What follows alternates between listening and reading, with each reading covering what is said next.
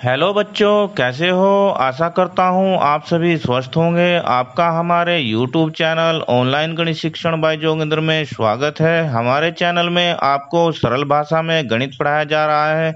यदि अभी तक आपने हमारे चैनल को सब्सक्राइब नहीं किया तो सब्सक्राइब कर ले, बेल आइकन के बटन को दबा दे ताकि हमारा लेटेस्ट वीडियो सबसे पहले आपके पास पहुँच सके। प्यारे बच्चों, इस वीडियो में हम कक्षा 6 एनसीईआरटी गणित अध्याय 3 संख्याओं के साथ खेलना के बारे में चर्चा करेंगे। इस अध्याय की वीडियो का ये पार्ट नंबर 20 है। इससे पहले 19 पार्ट बन चुके हैं। यदि आपने वे नहीं देखे प्लीज उन्हें जाके जरूर देखना। अब देखिए प्रश्नावली 3.5 का प्रश्न नंबर 1। इसमें दिया है निम्नलिखित में से कौन से कथन सत्य है। ये 10 के 10 प्रश्न दिए हैं। इसमें 10 के 10 में हमें जांच करके सत्य असत्य बताना है। अब इन असत्य और सत्य बताने के लिए हमें विभाज्यता के नियमों को एक बार और रिवीजन करना होगा और कुछ और नियम है उनके बारे में भी चर्चा करनी होगी। तो आइए देखते हैं। अब देखो विभाज्यता के कुछ और नियम। कुछ नियम तो पहले सीखे, जैसे मान लो 2 से 3 से 4 से 5 से 6 से 7 से 8 से विभाज्यता के नियम हम पहले चर्चा कर चुके हैं पहली वीडियो में। अब ये देखिए नियम नंबर 1। यदि कोई संख्या एक संख्या से विभाज्य है तो वह संख्या इस संख्या के प्रत्येक गुणनखंड से भी विभाज्य होगी। अब इसके लिए हम एक उदाहरण लेते हैं, जैसे 24। क्या लेते हैं? 24। अब 24 को हम भाग करते हैं 8 से। उसने कहा यदि कोई संख्या किसी संख्या से विभाज्य है एक संख्या से, तो यह संख्या 8 से विभाज्य हो रही। 8 तिया 24। तो क्या यह संख्या 8 के प्रत्येक गुणनखंड से विभाज्य होगी? अब देखो 24 8 का गुणनखंड, चलो 1 ले लेते हैं तो 1 से विभाज्य हो गया। 24 8 का गुणनखंड दूसरा क्या होता है? 2 2 12 आएगा, इससे विभाज्य हो गया। 24 ही 8 का तीसरा गुणनखंड होगा। भाई 8 के गुणनखंड होंगे 1 2 3 नहीं होने का 4 होगा, 6 नहीं होने का 8 होगा। तो अब 4 से 4 छक 24। तो देखो ये 1 से विभाज्य हुई, 2 से भी हुई, 4 से भी हुई और 8 से विभाज्य है। तो ये नियम ये कहता है। इसके बाद सेकंड नियम को देखते हैं। अब इसमें क्या दिया? यदि कोई संख्या 2 सह अभाज्य संख्याओं से विभाज्य हो तो वह उनके गुणनफल से भी विभाज्य होगी। अब सह अभाज्य हमने आपको बताया था पिछली वीडियो में कि सह अभाज्य वे संख्याएं होती हैं जिनका एक गुणनखंड एक ही मैच करता है, यानी कि संख्या 1 दोनों गुणनखंड में मैच करते हैं, उनका सारा गुणनखंड संख्या 1 होता है। ठीक है, तो अब हम 2 संख्याएं ले लेते हैं। मान लो हमने सह अभाज्य संख्या ले लेते हैं। सह अभाज्य संख्या कौन सी ले लूं? कोई भी ले लेते हैं हम। 3 और 5 ले ली। क्या ले ली? 3 और 5। अब उसने कहा कि दोनों संख्याओं से विभाज्य है, तो संख्या 60 ले लेते हैं। 60 3 से विभाज्य है। देखो 20 तिया 60 आएगा और 60 5 से भी विभाज्य है। 12 पंजे 60 आएगा। तो उसने अब कहा उनके गुणनफल से भी विभाज्य होगी। चलो देख लेते हैं। 60 दोनों का गुणनफल क्या होगा? गुणा कर दें 3 पंजे 15, तो 15 चौका 60, यानी कि इनके गुणनफल से भी विभाज्य है। अब नियम नंबर 3 को देखते हैं। नंबर 3, यदि दी हुई 2 संख्याएं किसी संख्या से विभाज्य है, कोई 2 संख्याएं किसी संख्या से विभाज्य है तो इन संख्याओं का योग भी संख्या से विभाज्य होगा। चलो इसके लिए हम उदाहरण ले लेते हैं 16 और 20। क्या ले लेते हैं? 16 और 20। अब ये 4 से विभाज्य हैं दोनों। देखो 4 चौक 16 और 4 पंजे 20। तो क्या इनका योग भी 16 और 20 का योग होता है 36। 4 से विभाज्य होगा, 4 9 36। तो ये नियम ये कहता है कि यदि 2 संख्याएं किसी एक संख्या से विभाज्य है तो उनका योग भी उसी संख्या से विभाज्य होगा। अब नियम नंबर 4 को देखते हैं।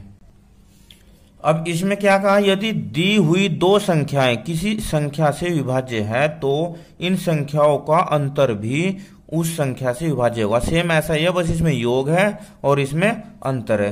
तो इसी को ले लेते हैं 16/4 और 20/4। देखो ये तो भाग है ही, ऊपर देख लिया हमने 4 चौक 16, 4 पंजे 20। अब इनका अंतर देख लेते हैं, 20 - 16 बराबर कितना होगा 4। तो क्या ये 4 से विभाज्य है? हाँ ये 4 से विभाज्य है। तो हमने आज ये 4 नियम देखे। अब देखो प्रश्नावली का प्रश्न नंबर 1 देखते हैं। इनमें तो हमें सत्य और असत्य बताने हैं। यदि कोई संख्या 3 से विभाज्य है तो वह 9 से विभाज्य होती है। देखो अगर 3 से विभाज्य है तो वह 9 से विभाज्य होगी। ये वैसे तो असत्य है। क्या है ये? असत्य। कैसे? इसकी जांच करते हैं। अब देखो कोई संख्या मान लो 21 है, 21 किससे विभाज्य है? 3 से। 3 सत्य 21, तो वह संख्या 9 से भी विभाज्य होगी। 21 9 से विभाज्य नहीं होगी, यानी कि 21 तो 9 से विभाज्य नहीं होगी, इसलिए यह असत्य है। बी, यदि एक संख्या 9 से विभाज्य है तो वह 3 से भी विभाज्य अवश्य होती है। ये सत्य है भाई, ये सत्य है। क्यों?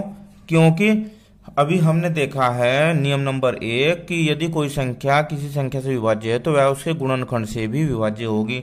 तो 9 के गुणनखंड 3 जो हो 9 का गुणनखंड है, 9 के गुणनखंड 1 हो गया, 3 हो गया और 9 हो गया, तो 3 इसका गुणनखंड है, इसलिए यह सत्य है। अब ये देखिए सी में कहा है एक संख्या 18 से विभाज्य होती है यदि वह 3 और 6 दोनों से विभाज्य हो। अभी नियम नंबर 1 पढ़ा है हमने कि यदि कोई संख्या एक संख्या से विभाज्य है तो वह संख्या इस संख्या के प्रत्येक गुणनखंड से विभाजित होती है।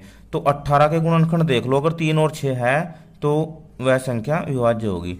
तो 18 के गुणनखंड देखो 1 हो गया, 2 3 4 तो है नहीं, 5 नहीं है, 6 7 8 नहीं है, 9 और स्वयं 18। तो देखो 6 3 और 6 ये इसके गुणनखंड आ गए। तो इसका मतलब ये नियम क्या है? सत्य है, ये कथन सत्य है। इसके बाद देखते हैं डी, यदि एक संख्या 9 और 10 दोनों से विभाज्य है तो वह 90 से भी विभाज्य होती है। वैसे तो देखो ये संख्याएं दोनों सह अभाज्य है, और हमने नियम नंबर 2 पढ़ा है कि यदि 2 सहअभाज्य संख्याएं से विभाज्य है कोई संख्या तो वह उनके गुणनफल से भी विभाज्य होती है। तो इन दोनों का गुणनफल देखो, 9 × 10 कितना? 90। तो ये 90 जो हो इस 90 से कोई संख्या 90 से भी विभाज्य होती है, इसलिए ये कथन क्या है? सत्य है। इसमें क्या है? यदि 2 संख्याएं सह अभाज्य हो तो इनमें से कम एक संख्या अवश्य ही अभाज्य संख्या होती है। यह सत्य है या असत्य, इसकी जांच करते हैं। अब देखो 2 संख्याएं सह अभाज्य ले लेता हूं मैं, एक तो 4 और एक 5, 4 और 15 सहअभाज्य संख्याएं हैं। दूसरी ले लेते हैं हम 3 और 4, एक ले लेते हैं 11 और 12। ये जोड़े जो सह अभाज्य संख्याएं हैं, यानी कि ये सह अभाज्य संख्याएं हैं, तो इनमें एक अभाज्य संख्या जरूर होती है। देखो इसमें अभाज्य संख्या है, इसमें भी अभाज्य संख्या है, पर ये देखो 4 तो भाज्य संख्या है, 4 तो भाज्य संख्या है ना, इसलिए ये कथन हो गया असत्य। क्या होगा ये? असत्य। अब ये F, 4 से विभाज्य सभी संख्याएं 8 से भी विभाज्य होनी चाहिए। चलो देखते हैं, जांच करते हैं इसकी भी। हम एक संख्या ले लेते हैं जो 4 से विभाज्य है, मान लो 20 ले लेता हूं मैं। तो 4 पंजे 20, 5, और मैं 12 ले लेता हूं, 4 तिया 12, ठीक है। अब उसने कहा कि 8 से विभाज्य होनी चाहिए, तो 20 देखो 8 से विभाज्य हो जाएगी, 20 8 से विभाज्य नहीं होगी। 12 8 से विभाज्य हो जाएगी, 12 भी 8 से विभाज्य नहीं होगी। तो इसलिए क्या है? असत्य। ये भी असत्य है। जी में देखो 8 से विभाज्य सभी संख्याएं 4 से विभाज्य होगी, यह सत्य है। क्यों? क्योंकि इसमें हमारा पहला नियम जो अभी हमने चर्चा की थी उसमें कहा था कि कोई संख्या यदि किसी संख्या से विभाज्य है तो वह उसके प्रत्येक गुणनखंड से विभाज्य होगी। तो 8 का गुणनखंड 4 है। अब h देखिए, यदि कोई संख्या दो संख्याओं को अलग अलग पूरा पूरा विभाजित करती है तो वह उनके योग को भी पूरा पूरा विभाजित करेगी। अब देखो, इसके लिए अभी हमने चर्चा की थी नियम नंबर कौन से में, नियम नंबर 3 में, और हमने उदाहरण भी दिया था 16 का और 20 का, यानी 16 4 से भाग हो रही, 16 को हमने 4 से भाग किया था और 20 को भी 4 से भाग किया था।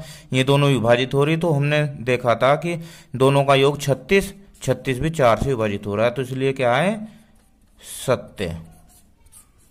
नेक्स्ट देखते हैं, आई में देखो क्या दिया है इसने, यदि कोई संख्या दो संख्याओं के योग को पूरी तरह विभाजित करती है तो वह उन दोनों संख्याओं को अलग अलग भी विभाजित करेगी।